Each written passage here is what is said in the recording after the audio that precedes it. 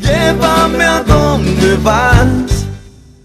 Arrancamos con las noticias y comenzamos hablando de esto que ocurría el viernes al final de la semana. No todos terminaban de la mejor manera porque al clausurarse el puente que está en el arroyo Buricao en Artigas, muchos tuvieron que pasar 3 incluso más horas atascados en el tráfico. Y atención que esta mañana se está verificando la factibilidad para instalar un puente metálico. Es un ofrecimiento del ministro Jiménez Gaona. Esto estaría, si es que se verifica que se puede hacer realmente, en aproximadamente un mes, ya que la solución definitiva tardaría unos 5 meses si es que tenemos buen tiempo. Es decir, el puente que se tendría que reconstruir estaría recién para inicios del año 2017. Así que esperemos realmente que se pueda instalar este puente metálico que costaría unos $5.000 por metro lineal, en total $200.000. Y pasamos a otro tema que es realmente el tema del día, que tiene que ver con la lectura de los argumentos, la sentencia definitiva del caso Curuguatú. Unos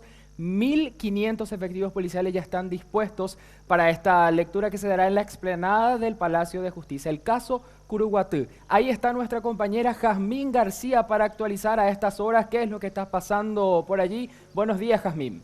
Buenos días, compañeros de la audiencia, y pueden observar ustedes realmente el despliegue policial es impresionante. 1.500 efectivos nos decían aquí que están siendo desplegados en todo lo que es el perímetro. En varias cuadras antes incluso ya se restringe la llegada al Poder Judicial por vía vehicular. Simplemente las personas tienen un solo acceso habilitado para el ingreso, para realizar trámites y gestiones dentro de la sede judicial. El ingreso frontal, digamos, que es donde nos encontramos, se encuentra clausurado totalmente, y pueden observar ustedes que ya se está montando en estos momentos lo que sería un toldo donde se va a estar constituyendo el tribunal de sentencia para proseguir con la lectura de esto que serán los argumentos de la sentencia. Es decir, hoy deben argumentar los jueces por qué es que Rubén Villalba fue condenado a 30 años de pena privativa de libertad, más otros 5 años de encierro, 20 años para Luis Olmedo y Néstor Castro y Arnaldo Quintana, 18 años, Fanny Olmedo, Dolores López, Lucía Agüero a 6 años, y penas más leves para Felipe Benítez, Valmoria, Adalberto Castro, Alcides Ramírez y otros que ya, por supuesto, están recobrando su libertad porque ya, recordemos, estuvieron en encierro 4 años. Pero ya estoy en compañía de la comisario Elisa Ledesma porque también en el marco de esta tarea preventiva hay detenidos, comisario. Es así, muy buenos días a todos.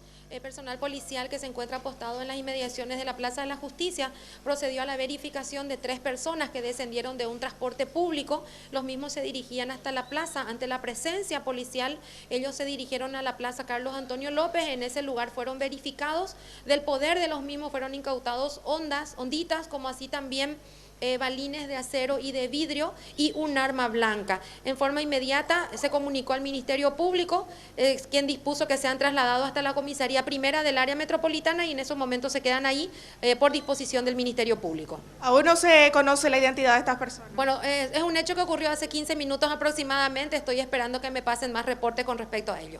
Ahora, algo también que ocasionó preocupación en las redes sociales, se estuvo divulgando una fotografía de un francotirador que presuntamente está en la azotea del Poder Judicial.